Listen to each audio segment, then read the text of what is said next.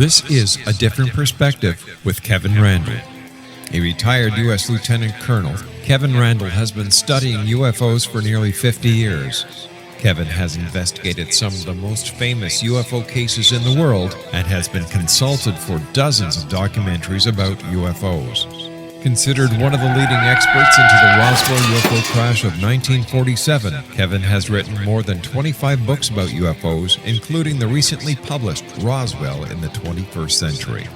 Now, here is the host of A Different Perspective, Kevin Randle. And welcome to this edition of A Different Perspective. I'm the host, Kevin Randle. I'll be joined momentarily by Rob SWIATEK, and we're going to be talking about where ufology is going.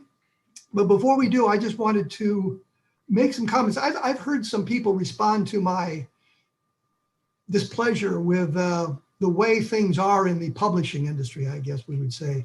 People can review a book and have it published for all the world to see. And I understand, and I'll say this once again, I understand that you could write the best book in the world. There's going to be people who don't like it. And there's going to be people who love it. You can see it in the dichotomy of the reviews. What I object to is people who give bad reviews to books, who don't bother to read them, that just don't like the topic, don't like the cover of the book, don't like the author. One guy in a review of one of my books was annoyed that the book came in a damaged state. The cover had been bent or something. Like, I'm responsible for that. I had nothing to do with that, and yet he's downgrading the book because he didn't like the condition it was in. Somebody else complained there weren't enough pictures in one of the books. And I'm thinking, pictures, what are you? In kindergarten, you need pictures for a book? You're lucky there's any in there. If I had my way, there'd be a lot fewer pictures in the book. Anyway, the point simply is, if you're going to review a book, at least read the book and give it an honest review. If you don't like it, that's fine, but give some legitimate reasons for not liking it. Not that there weren't enough pictures or something like that. But we'll move on from that. As I mentioned, Rob SWIATEK is my guest, and he has told me that he would like to do his own biography, his own introduction. So Rob SWIATEK, take it away. Wow, you were serious about that. Thanks, Kevin. Thank you for inviting me on the show. It's a pleasure to be on here at the beginning of the year. It's always great. Yeah, I will give just a brief bio because I've been on your show a few times and I think people have heard the old bio. And so nonetheless, it hasn't changed too much. I'm basically have a background in science and earth science and physics. And I spent my career at the United States Patent and Trademark Office in Virginia. And concurrent with my employment with the patent office, and even before that, I was interested in the UFO subject. So I've been in it, maybe not as long as Kevin, but I came in at the end of the 60s, and I've been involved ever since that point, one way or another, either in research on my own, but most of it with nonprofit UFO organizations, beginning with the Fund for UFO Research. And then in 2003 or 2004 or something like that, I was asked to be on the board of the Mutual UFO Network, and I've remained there since that time, and have been involved in all phases of ufology, one way or another. Over the years, they reach out and grab you. So that's a brief biography in a nutshell, or a saucer shell, or whatever you prefer. Well, have you done any personal investigations in the field work? Gone out to investigate sightings? I haven't actually been a field investigator. Actually, early on with MUFON, yes, I did some actual investigations. But once I got with then moved to Virginia to work and started with the patent office, I did not do field investigations. I more or less concentrated just on the research and the running of the organizations. Well, when you say research, what exactly did that entail? Well, the research might involve being on site in Roswell on the crash site, or the debris field, whatever it's now being called. I was there. I have interviewed dozens and dozens and worked with dozens and dozens of abductees or experiencers over the years for the ambient monitoring project that was a part of the Fund for UFO Research and the UFO Research Coalition. So yes, I'm dragged in that way in that kind of research. Then of course I've done my own through studying files and and individual reports to give talks and things like that. Well, I think one of the things we miss in UFO research that we don't do properly is look at the old files and look at the information that has been gathered by so many different organizations, be they governmental or private. I, going through the Blue Book files, find some very interesting cases by going through those files that just people have overlooked. And I think that's an important part of UFO research now. In today or in the past, it should have been an important part of research. What do you think? I agree with you 1000%. I've done the same thing in my life, and it really disturbs me when I see people, and I'll name some names here, Lou Elizondo, for example, or Avi Loeb, who seemingly, Avi Loeb has said he doesn't want to be bothered with old sightings. And okay, he deigned to look at one or two of the old sightings, and he couldn't explain these one or two he chose. But basically he said, I don't want to have anything to do with old sightings. That's ancient history. Don't bother me with that. I want to start off anew on that. And I got the same kind of feeling about this from Lou Elizondo when I spoke with him, and when I have since heard him speak. I don't think he knows anything about what transpired sightings-wise in the UFO field since 1947. And yet, as you say, it's vitally important to study these old sightings, because it's amazing how some very obscure details continue to show up year after year after year, and indicative, to me at least, of a real phenomenon.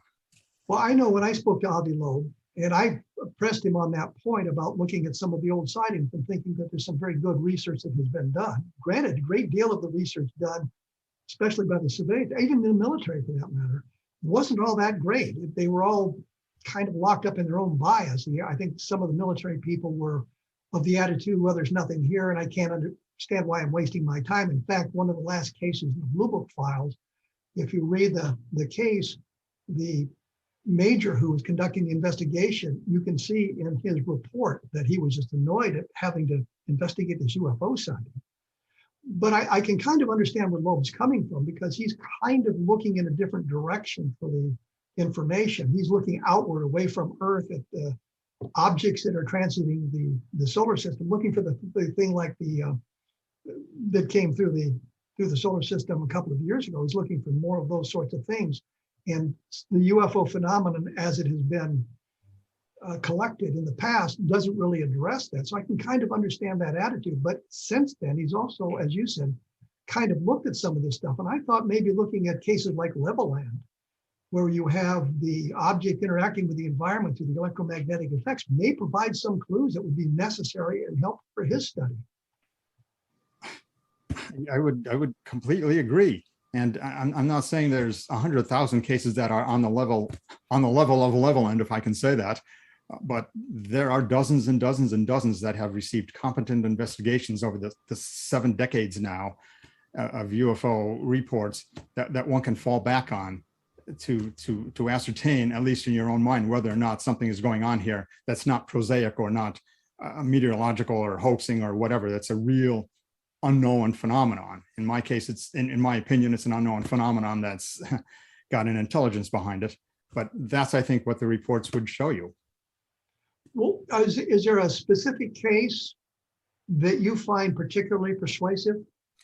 Well, yeah, that is a good question. There's not just one case I fall back on. I point to a panoply of cases like the Levelland cases, the Father Gill sighting, for example, the Socorro case, the Delphos case, the Trans-en-Provence case. On and on, Rendlesham, on and on we can go with the litany of cases. But all these things take time to look into and to read about, and so it's far easier to just have done with it all and move on to just what you want to study and not have anything to do with history. Well, I think my audience is probably well aware of what Socorro is. They're being browbeaten by Levelland, by me repeatedly. Of course, they look at the Roswell case. What about the Father Gill case? I don't think we've ever really discussed that here. And can you give me a little bit of background on the Father Gill case? Yeah, the Father Gill case occurred, I think it was in the summer of, very late spring of 1959, early summer of 1959 in Papua New Guinea. I think you're probably familiar with that, at least, Kevin, where over the course of several days, an Anglican priest at a mission there along with many of his congregants, I guess might be a good way of putting it, observed objects very close to the mission, hovering above the mission for at least hours at a time, and maybe 500, 600 feet up in the sky. And clearly beings could be seen on the outside perimeter of this sort of circular discoidal object. They were fiddling around with instruments, the lights were shining up in the sky. They waved it down at the people at the mission, who waved back at them, and there was sort of a visual communication, if you will. And 2 nights this occurred, I think, with the object that had the beings on it. But there had been lead up in sightings before that as well on other parts of the island. Anyhow, I just think it's not everyone would agree with me, I'm sure, but the testimony of the people who were there was consistent. It was obviously multi-witness sighting, very close up. And the reputation of Father Gillen, and he vouched for his parishioners, all those reputations were very good. So it's another brick in the wall of great cases that, in my opinion, show that we're dealing with a very, very unusual phenomenon. I look at multiple chains of evidence when I'm looking at a case, and it sounds to me like in this case we have a single chain of evidence, which is merely the testimony of the people Correct. who witnessed it. It didn't land and leave landing traces. There were no photographic pictures. What other kind would there be? Pictures taken. There were no instrument readings available. So you've got just the testimony of the witnesses. And to me, that would make it a little bit of a weaker case, simply because you don't have these additional factors. Well, of course, most cases that have been investigated by NICAP and MUFON and APRO are either single or multiple witness cases without other lines of evidence, as you put it. That's just the way the world works. The cases where they leave physical evidence either on a person's body, or they affect an automobile, or leave marks in the ground, are rarer. But yeah, obviously there's far more to fall back on those cases to show that something truly odd occurred. Well, the cases you mentioned all had some of the multiple chains, except for the Father Gill case. I point that out for no other reason than I just kind of struck me like that. Well, I could have picked the Kenneth Arnold case, for example. We were dealing with one person here, but I think that too is a fantastically good case. And but let me interrupt, because we're not really dealing with a single person there, because there was a guy named Fred Johnson. Oh, Johnson. Okay, yeah, you are correct. And he reported an electromagnetic effect with his sighting, which took place within minutes of the Arnold sighting. So you've got independent witnesses with an electromagnetic effect. So I think that makes it a little bit stronger case. Yeah, Johnson, I think his name was, just a great witness in that sense. But even Arnold by himself, if we didn't have the second witness who came forth sometime later, I just go, I think Arnold was a man of truth, and what he had to say about the sightings and how he approached the sighting, looking out the window of his aircraft, pulling the window down and everything like that, and his very precise description was a nice lead-off case for the UFO subject.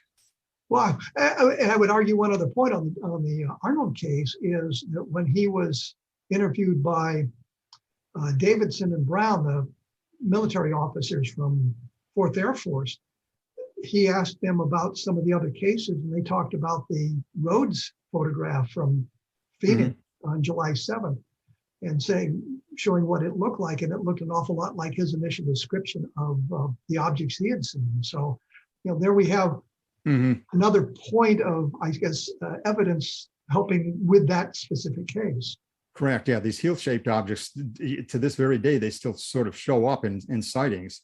And this kind of thing particularly intrigues me because another weird type of case that I've lately been trying to collect examples of, but they occur throughout UFO history, are objects that are seen, hopefully by multiple witnesses in a lot of cases, but sometimes they're not, are objects that are shaped like crystals or faceted gems, this type thing. Well, let me interrupt you. Let me interrupt you there, because I'm going to have to take a break. And when we come back, we'll talk about that. I noticed a trend toward triangles, so I think that's another thing that we need to discuss, where ufology is kind of going today. For those of you paying attention, This is A Different Perspective on the X-Zone Broadcast Network. I'm here with Rob SWIATEK. As you can see, we're practicing social distancing to keep it all in proper perspective. We will be back right after this, so please stick around.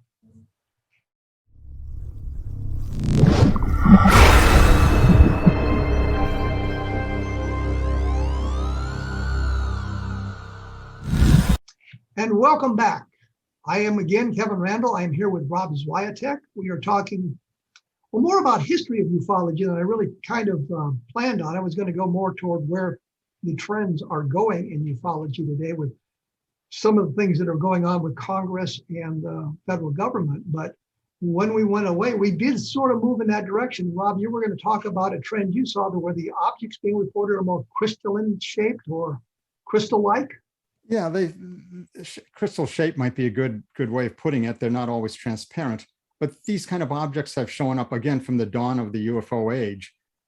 They're rare. I'm not going to say that they're common or frequent or anything like that, but they're more than just triangular objects, Kevin. They tend to be faceted objects like octahedrons, eight-sided things with tops and bottoms, or prismatic type objects. Might be a hexagon. They're either elongated or sometimes they're in more of a square shape, a square with the corners all cut off or something like this. But I only bring up these cases because not only, as I mentioned, do they keep being seen, but they really make no sense aerodynamically. They're easy cases for skeptics to attack because it doesn't make any sense. Who flies around in some kind of a craft that looks like a jewel? And this is what these things sometimes are described as, jewel-like, with faceted ends and facets along the longitudinal axis and transverse facets and this type of thing. They make no sense, but despite that, they keep being reported. And I just find them completely intriguing. Well, could that be a matter of perspective, where the witness happens to be standing and where the object happens to be, they're getting a bizarre perspective of what the craft really looks like? I don't know how many perspectives, you can look at a cube, but you can't make a cube into an octahedron, with planar and oblique faces on them. In these cases, most of them that are reported are fairly close encounters where someone sees it at the end of their driveway. A man in England in 2020, someone threw a skylight in his house and he saw it as being just maybe 50 feet above his house. That clearly described the number of faces and the way this thing looked. And then it just wasn't there. He went to get a camera or some damn thing and he came back, and of course it's then going to be gone. But he was close enough to distinguish a square or sphere from something that had looked like a diamond set in a ring, this type thing. Believe me, Kevin, I can't say I can make sense of these cases. I merely point them out to you. Well, I would ask, how big was this object we saw? Well, I had a little thing on this case I was going to look at, but rather than just tie everybody up, it was a number of feet in diameter, 5 to 10 feet in diameter. It was very close to his window, or right above his house. It was large enough for somebody to be inside, is what I was getting at. Well, I don't know, but 2 feet. I wouldn't. Yeah, I don't know if it was large enough for a person to fit inside, but it wasn't a miniature thing, 2 or 3 inches long. It had a number of feet along its major dimensions. Some years ago, people saw one at the end of their driveway, and this thing was 15 to 20 feet long. It was more elongated, cigar-like, with actual facets around the sides and on the ends. Did it just disappear too, or did they this one actually just navigated off and flew away, and it disappeared over a tree line or something like that. And these witnesses, I think, were coming home from someplace, or they just stepped out on their driveway to get into their car. But it was another close range sighting. There was another great one in England in the early years of the 1950s, where a military person saw this thing hovering over a sort of like a campground that he was staying at, and he describes it very explicitly. And this thing too rotated, and the sun was reflecting off the facets as it was rotating. I'm puzzled by it all. That doesn't make any sense that you would fly from some point out in the galaxy in an object that looks like a jewel. Jewels don't develop a lift like like an airfoil does. There's never any exhaust or anything being expelled from these objects to give it lift or to give it propulsion.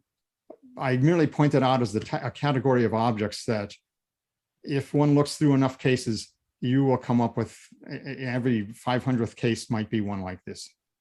But you're suggesting some kind of anti-gravity? I'm suggesting fly, or I'm suggesting simply that they don't fit into the category of meteorological phenomena. It's just how the phenomenon manifests. Again, in my opinion, it's how the UFO phenomenon manifests. It provides us with these kind of objects that make no sense. I mean, a cigar-shaped object hovering 20 feet above the ground for 15 minutes with no apparent lift to it, that doesn't make too much sense either, but that's how the objects are described, and that's what these objects seem to do. They have some kind of a mechanism of either generating lift that we haven't stumbled across, or they're just virtual images that a person's seeing. They're not maybe really there, or it's a holograph. I don't know. I could speculate all day, but that's not why I'm on your show, to speculate. Well, actually it is. Well, I That's try exactly to why you're on the show. Yeah, well, okay, I didn't know that. I could speculate all day, but no, seriously, your guess is as good as mine on any of these things. But Kevin. you're not suggesting any extraterrestrial origin for these. You have no real clue. I have no It could be real clue. interdimensional from what you're saying. Exactly right. Exactly right. I tend to think that once we unravel everything that's going on with the UFOs, we're going to find that they're extraordinarily complex and very well, in my very, very humble opinion, might involve other dimensions, whatever that quite means. But yeah, they can cut into and out of another dimension, and they're here and then they're gone. Or we'll discover that there are a multiplicity of explanations for the phenomenon. It's You never know. But, right. I tend to think we're dealing with one phenomenon, but then people ask me, or I get involved in discussions, well, now we have a Bigfoot phenomenon, and now we have a lake monster phenomenon. Are all these separate phenomena that all of them comprise the field of Fortean studies, but are all these separate phenomena, UFOs, Bigfoot, things in lakes, lake monsters, strange flying birds, and we haven't discovered, and we can't make any scientific progress in any of these areas? I just tend to lump them into the statement that the world is far more mysterious than we can think about or even wrap our minds around. Well, It's just the nature of reality. I would argue that some of these phenomena you mentioned probably are more in the realm of fantasy than they are in actuality. I think, I looked at the Bigfoot phenomenon when I began studying UFOs as well, because that was just another area that you kind of bumped into. And looking at it and understanding what I do about anthropology or breeding populations, you have to have X number of individuals for a viable population. And if you don't have it, that population will die out.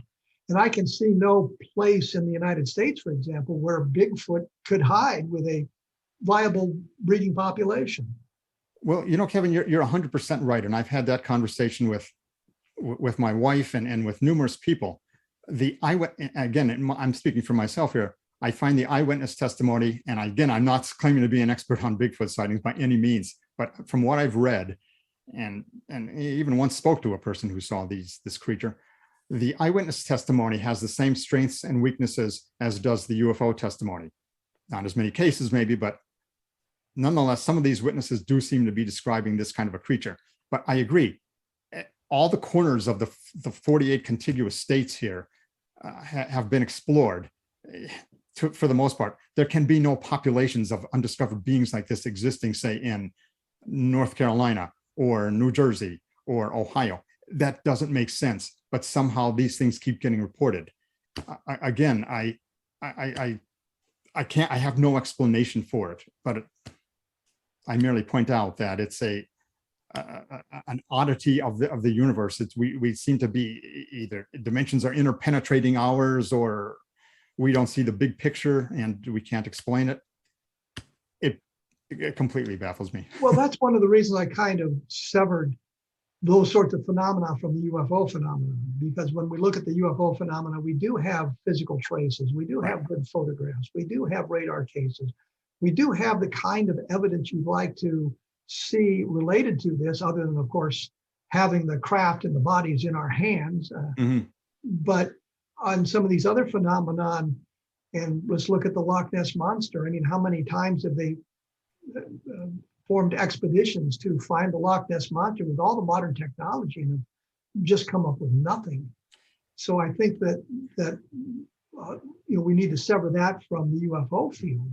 Oh, I don't lump these things in with the UFO field, and in fact, I don't like when I hear cases that tie Bigfoot in with UFOs, as I've heard over the years. Talk to Stan Gordon, but nonetheless, that seemingly does occur once in a while. With regard to Bigfoot, Henry Bauer of the University of Virginia would beg to differ with you on the Loch Ness Monster, but that's another story that we don't need to get into. But well, I know there would be, there's advocates in all these arenas, and I think that we have to look at that, and I don't think we should point a finger at a single scientist and say, well, you're crazy because you believe this. That he may have good reason for believing it, but without having a chance to sit down and discuss the evidence specifically, you have to say, well, I'm not convinced that they exist. And that's one of the things I've done with cattle mutilations over the years. I've been a big advocate for the fact that the cattle mutilations are all terrestrially based. There's no extraterrestrial component in it. But periodically I revisit those kinds of things to see if there's something new in that field that I have missed, or some new evidence that has been presented that suggests maybe there is an extraterrestrial component to it. Well, there's a component there, whether it's whether it's extraterrestrial or interdimensional, I don't know. I recently went through the Skinwalkers in the Pentagon book. Have you had a chance to read that one yet? No, I haven't looked at that yet. By Lakats, a fellow named James Lakatsky, George Knapp, and Colm Kelleher, all of whom were involved with the Bigelow and the AAW SAP, whatever they're calling it now, which was the predecessor to ATIP. Lakatsky was the first director of that advanced studies into UFOs there that were funded by the government. But nonetheless, that book is very disturbing for some of the reasons that we've just been speaking about. It very explicitly ties in very odd goings on, not only at the Skinwalker Ranch, but at other places. And those tie-ins are with UFOs. And I was kind of disturbed to read how some of these things, some of these cases transpired, and what happened to even the guy Lakatsky, who was the head of this project, when he went out to the Skinwalker Ranch. Again, very explicit measurements were taken in some cases, and they describe tests that were done to grow seeds and all these kind of things that Bigelow conducted using the $10 million he got from the DIA to look into the UFO connection. But I found it to be an eye-opening book in that regard. I was infuriated by some other aspects of the book, but I think it is worthwhile that all people who are serious researchers in the field should give this book a look-see. It's a pretty easy read, and it's not a very long book, but it's got some, it's at least the true story of the DIA investigation into UFOs, well, of which Elizondo had a tiny part. Well, that kind of leads us to the next question I hadn't really thought about, but I'm sure you've read Jacques Vallée's book on Trinity, the world's best kept secret, or a little kept secret, or a secret we have in a sack or something. I haven't actually read that book, but yes, I'm aware of that case. I know what you're talking so you about. don't, so you really don't have an informed opinion. Well, I have an informed opinion only because the main witness in that case. Well, let's hold that off for just a moment, because I have to take a break here. Kind of transitioning into the next segment is what I was doing there. Mm-hmm. For those of you who are paying attention, I should point out there's some very good programs on the X Zone Broadcast Network, and go to the X Zone Broadcast Network website at xzbn.net, and you can scroll down the list of programming and you'll find many things that will be of interest to you. I think you should take a look at that. And of course, a different perspective is among those programs. I also should point out that we mentioned briefly Level Land, and I've talked about Level Land on the program, and my book on Level Land dropped, as they say now in the world, on January 6th. And this is a look at not only the Level Land sightings in depth with a lot of new information, but it's also a kind of a compendium of this whole electromagnetic phenomenon beginning in 1909 the sighting in England and culminating in some of the more recent sightings that involved animals and things like that. I'll be back right after this with Rob SWIATEK, so please stick around.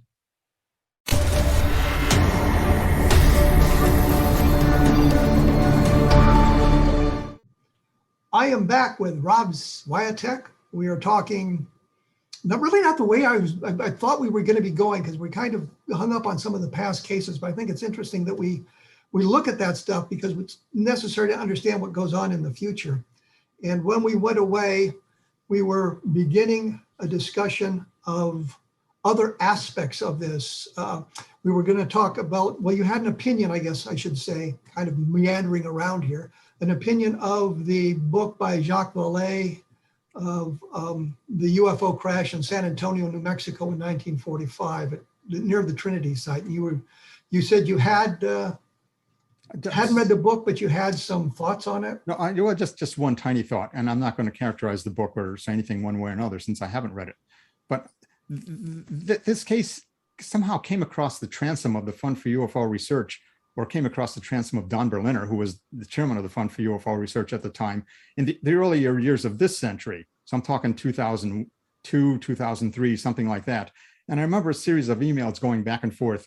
They either came into Don and he forwarded them on to me, or to some other people in the fund.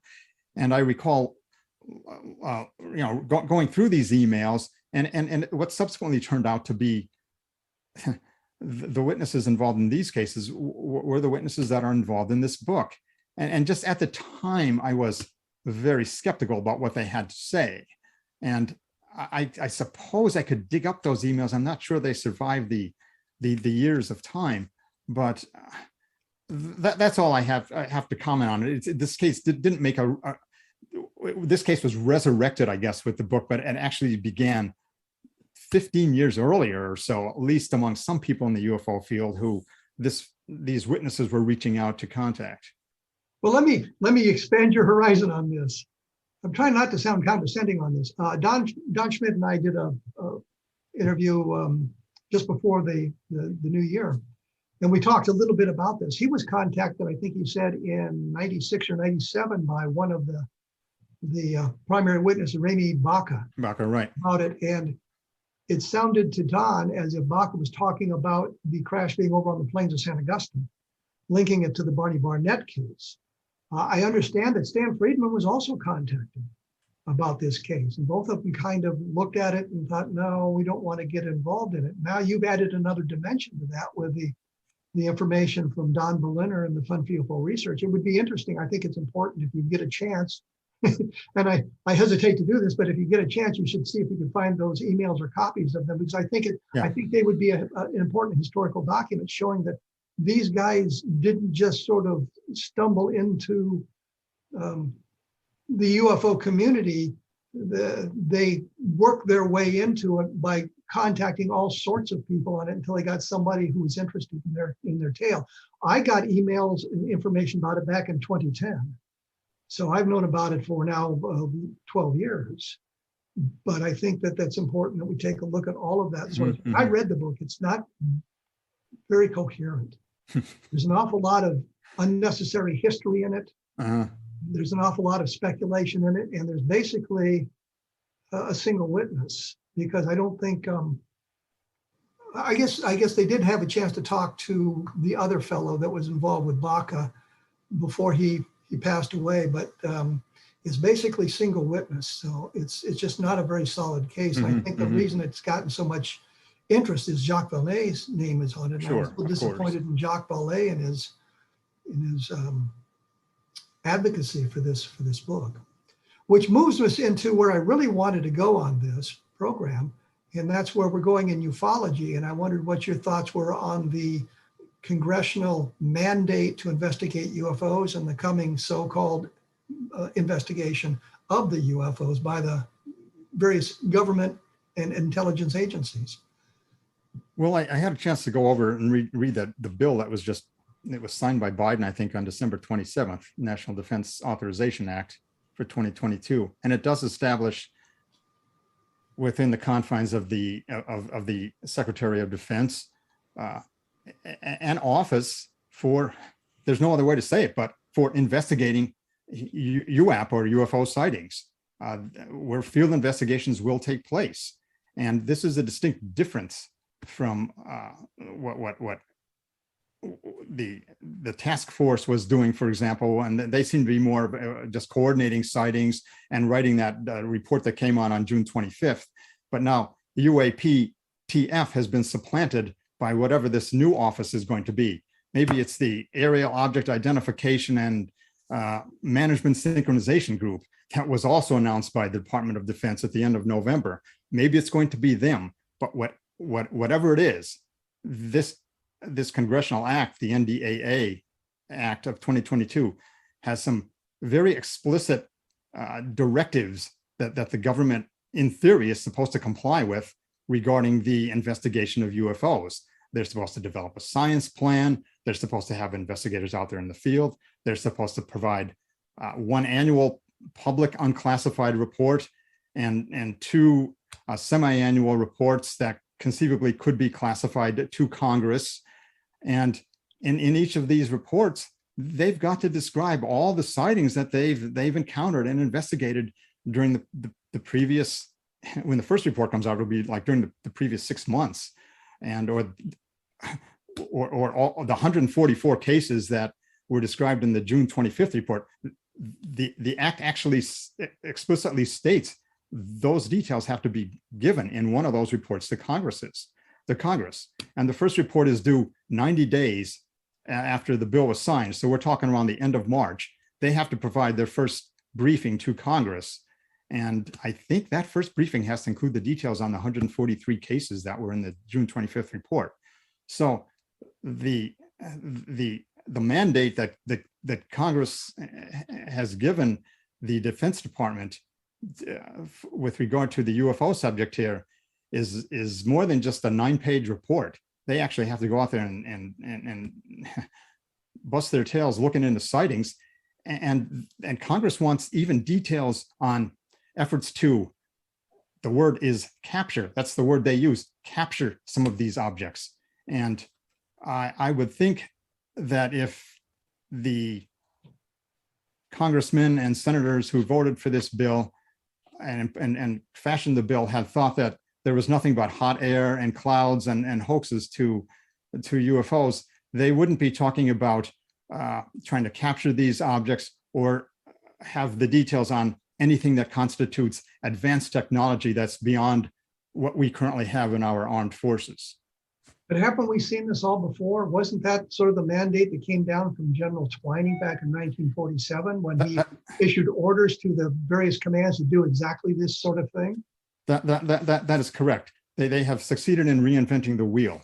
And I have gone through, and this is a slightly different thing, but I have gone through the statements that were made in the June 25th report. And there is nothing new in that report that wasn't said 70 years before by General Twining, by General Shulgin, by assorted people in the Air Technical Intelligence Command and AMC in official reports that were classified at high levels. Almost no point in the June 25th report was there a statement made that didn't have a correlation or a correlating statement made 70 years beforehand. I stand prepared to, read those quotes or some of them, but I mean, they are there in black and white. And you know them as well as I. I've made that argument for months. And the other thing that I noticed in the June 25th report, which I always link to the Custer Massacre, because I think of both of these things as great disasters. The June 25th report to Congress plus the Custer Massacre. The one thing I noticed, it also called for another report to be made 90 days later, but that report never surfaced. There was never another report made 90 days later. Well, what Congress says and what the DoD does may be two completely different things. And I'm completely prepared to hear them somehow twist their way out of having to give details on all these cases and present very finely granulated reports on what's going on with the UFO phenomenon. But nonetheless, that's what the law currently is asking the Defense Department to do. Whether or not they comply is another situation, another story. Well, I think they can comply, but what they're going to do is invoke national security. And what if I understood the report or the directions, they're only going to gather military reports reported by military pilots and military personnel, not civilians. So that that's correct. Absolutely. A really great sighting by a group of civilians is going to be ignored by them. Well, yeah, it will be ignored, but that's why nobody should put all their eggs in one basket with respect to what the government is going to do with respect to the UAP phenomenon here, or the UFO phenomenon here. And in my estimation, we're only going to get answers from this that we can trust and get the transparency that we want if this thing is done in the civilian community and in the scientific community outside of the government. Yeah, we might need to contact them about some stuff, but I look upon it, anything we can get from this mandate by Congress for the DOD to look into UFOs, and anything we can get regarding sightings is gravy. I will take it. It's like if a person came up to me on the street and handed me $1 and said, "Oh, here's $1 for you, Mr. SWIATEK." I will probably take that $1, even though I really don't need it. But yeah, I'll take $1 if you want to come up and give it to me. So if the Defense Department wants to give information on these cases, I will gladly suck up this information and use it to try to understand what's going on. But on the other side of the coin, we've had kind of a similar circumstance when the Condon Committee was commissioned back in the late 1960s.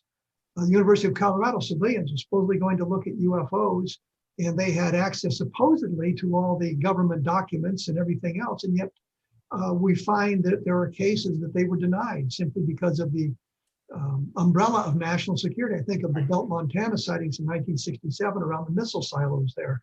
And although some of their investigators had security clearances, although they were told they were going to get everything, when they got out to the Malmstrom Air Force Base, the investigator was told, "We can't tell you about that. It's a matter of national security." And that was the end of it. And I think that's what we're going to see here is they're going to invoke national security and say, "Well, we've got some great cases, but we can't tell you about them because there's national security issues in them."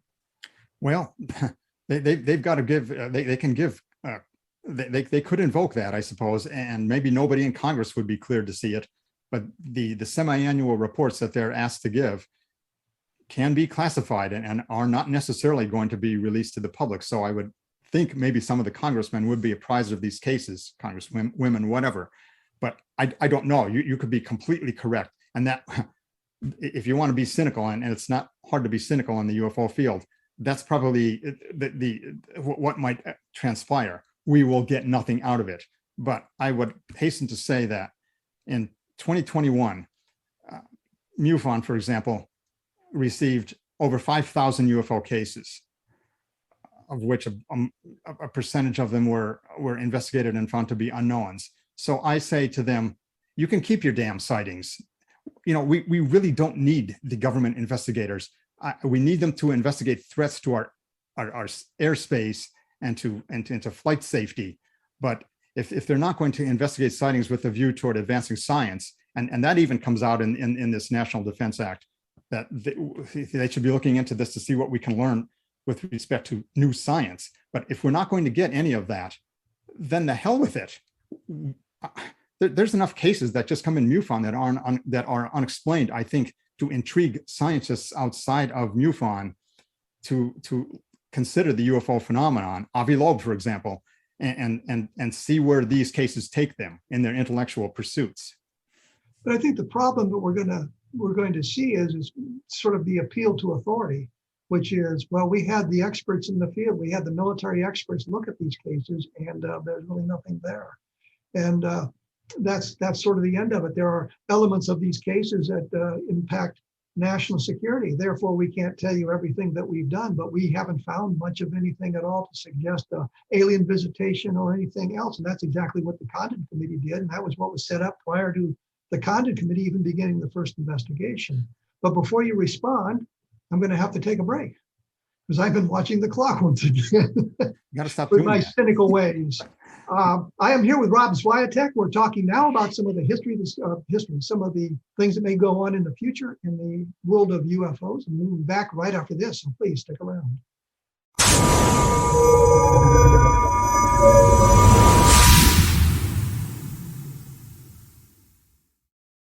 And I am back with Rob SWIATEK. I think when we went away, I was being somewhat cynical and he was being a little bit optimistic about what's going to be happening in the future with the congressionally mandated UFO investigations. I was worried about the history that suggests that they always find a way to keep the information hidden from us, or they manage to divert the investigation into arenas that don't really pay off. And when you get into the points of national security, and again, the Malmstrom Air Force Base, and for those of you not familiar, UFO was seen over one of the missile fields, the Minuteman missile fields, and shut down 10 missiles from outside, which supposedly was impossible to do. And yet somehow the 10 missiles in this one flight were all shut down at the same time, which suggests an outside force of some sort could influence our capability to respond if it was necessary. So that was a national security issue. And I wonder that if they're not going to evoke the national security issue to keep the information hidden, regardless of it, and I don't know how much they're going to give Congress. And I also know that the people who will be preparing this in the intelligence community and the higher levels of the Pentagon and the military are experts at playing the game and avoiding answering the questions with a lot of nonsense. So I just don't have a good feeling about this, but you seem, Rob, you seem to be a little bit more optimistic than me. Well, I don't know if I'm optimistic. I'm just willing to take whatever they're willing to give. I probably would tend to err on the side of cynicism and say that it wouldn't at all surprise me if they were to adopt that course that you just described. However, the cat is out of the bag with respect to the government and UFOs. The cat was out of the bag in 1948 when these top secret, in some cases, documents describe things that were well beyond the capability of aeronautical science back in 1947 and 1948. And then we come out with this report last year in June that echoes the same statements, updates it 70 years to say that the objects are still managing to elude our best technology, show up on sensors. They could conceivably constitute scientific advances that we don't yet have in our arsenal. They can then turn around and say whatever they want, that it's just hoaxes, it's just misidentifications of known objects. The fact is that these documents explicitly describe a phenomenon that continues to elude our best flyers and aviators. So I would argue this point with you, though. Some of the cases that you mentioned from 1948 in the estimate of the situation, I'm sure you're referring to, which were very puzzling back then for those people, have turned out to have very mundane and prosaic explanations. I think of the Charles Whitted case, and I know Jerry Clark and I argue about this periodically. Right. I believe that's a bowline. Very, very bright meteor that confused the pilots, Childs and Whitted. We have the Zon 4 reentry from 1968, I think it was, where some of the same things were described. The cigar-shaped craft with the square windows and the fire trailing out the back that was described by Charles Whitted. And the Zon 4 case shows us that people misperceive these things. And I can understand how it happens when you look at some of the way things break up when they re-enter the atmosphere. So I think that when we say, we had these top secret cases back then that showed manufactured objects that move beyond the capabilities of our manufactured objects, I think sometimes that might be a misperception. Well, possibly so. I would fall back to say that some of these sightings were multiple witness sightings. Some of them did show up on radar. Some of them were close range sightings seen through theodolites or telescopes describing what seemed to be clearly manufactured objects. And the military top people had access to these cases, or they knew about these cases. There was a briefing before the Air Technical Intelligence Center at Wright Pat in 1952. And none of the people who gave the briefings are familiar to me, their names. Someone tried to obliterate them from the document, but I can see them dimly through. They didn't succeed, let's put it that way. But anyhow, they gave briefings on the UFO subject. And the majority of cases that they were speaking about in that briefing, they had several hundred cases. They said that they couldn't explain. And the briefer said, we have run up against a completely blank wall on these sightings. Now, these people weren't idiots, Kevin, and you know that. I mean, we're talking, we still knew how to build aircraft in 1952 that could fly at least twice the speed of sound. So we did know something about how aviation and technology works. And I cannot for the life of me ever, I'll use the word believe. I don't like using that word, but I can never accept that or believe that there were no good cases back there that they couldn't explain. There absolutely were. And they demonstrated the same kind of movements and the same kind of baffling behavior that the objects described today. The phenomenon has, remained consistent. Well, I think you missed a good debating point. Didn't I just have an article in the MUFON journal about a sighting in Array, New Mexico by scientists who's correct? You did the object through you did. There are instrumentation and that sort of thing, which is very, very inexplicable sighting. So you I haven't got my copy yet. Well, but no, I did see the article. Yeah, I haven't got my. But copy. Yes, I know you saw the article. It's coming out. Well, and we look forward to more, by the way, too. Keep them coming. But you can't access it online. No, I could. I did see the sighting since I help edit the journal. So yes, I know. Yeah, I could pull it up in 10 seconds here. Well, what I've noticed is the MUFON journal always shows up on the first of the month online. You may not have the hard copy. You're correct. Yeah, I don't usually. Yeah, that's correct. So I just thought you missed a great debate point there when you could have said that. But my point has been this: that sighting, while very interesting and conducted by scientists, and Charles Moore of Project Mogul fame was the scientist who was involved in that with this unidentified sighting, and the one who has come up with the Project Mogul nonsense.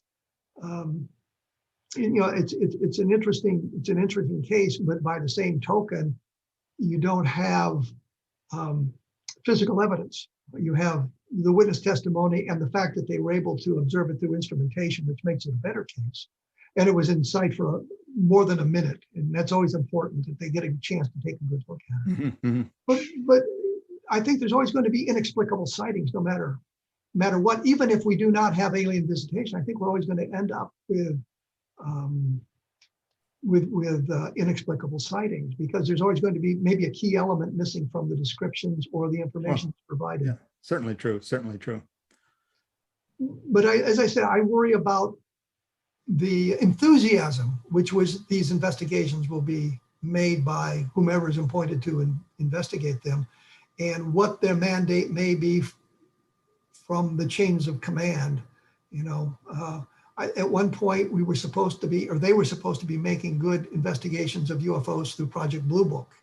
And I think when Ruppelt was there, that's exactly what happened. He tried his hardest with the resources he had to make good investigations and gather the proper data. But after he left, it became more of a debunking outfit. Yeah. And I can see it devolving into the same sort of thing once again by those who, for whatever reason, don't want to see more information about UFOs or better information or more authoritative information about UFOs. Well, again, that's not going to surprise me at all if it turns out that way. But nonetheless, if through my own, when I give talks or when I appear on your radio show here, and if I can persuade anybody in the mainstream community that there's something worth looking into in the UFO subject, then I will have considered my time spent to be well spent for the past 50 years in the UFO subject. But ultimately, it's going to have to be I'll reiterate it, the civilian scientific community and engineering community and academic community and intelligent people outside of the military who are going to have to get involved in the UFO subject if we ever hope to, quote, solve it, unquote. I think it's already solved in the sense of it being a non-human intelligence, but really to peel off the layers of this thing and figure out what's going on. Because for the points you enunciated, I'm not sure we can ever really trust the government. Hopefully we can trust them to be looking into cases that involve our national security. So at some level, even if I never hear about some of these sightings, I hope that they're taking them seriously. And if it is a threat to this country, be it a Soviet or Chinese threat, a Russian or Chinese threat, or even an extraterrestrial threat, that they are looking into these things and taking the steps needed to try to counteract this phenomenon, if indeed it's a threat. I look at a case that was just from January 3rd of this year, where a photograph or video was taken from an airliner over Georgia of some lights, just some lights. Some people think it's a reflection, and some people think it may be something other than that, which is not to me the important point. The important point was the captain of the airliner refused to make a report to the FAA. And I think he feared the ridicule factor, or his role being diminished in his environment because he had reported a UFO. I don't know how they're going to overcome that. Well, not all the pilots do that. There was a good video that was filed with MUFON, taken by the captain of an aircraft, a commercial airliner. I think it was in December of 2020 or something like that. A 50-second video of what appeared to be a cigar-shaped object flying a number of thousands of feet below his aircraft. He took it with his cell phone through the window of the airplane.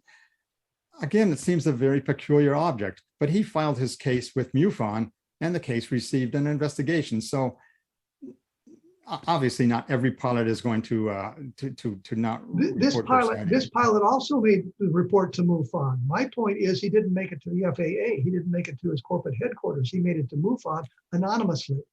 Well, that may be, but the case still is getting an investigation, and the details of his case, sans his name and personal details, could very well then be the basis of a study, something that appears in a magazine in general circulation.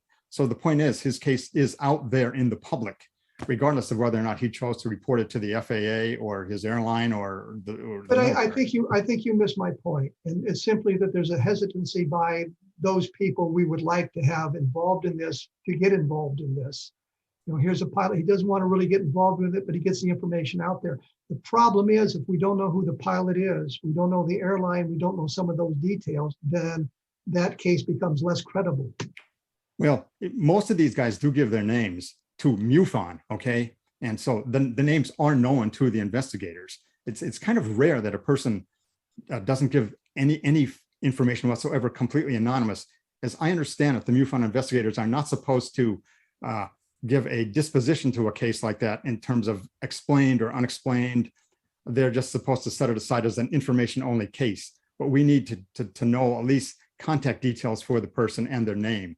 So I couldn't get the guy's name if I were to look on CMS, though I could ascertain in looking at CMS case, this case management system, if the fellow did indeed give his name or the woman did give her name, that would be there. So they are giving the details of their cases. That, at least from my point of view, that's a plus.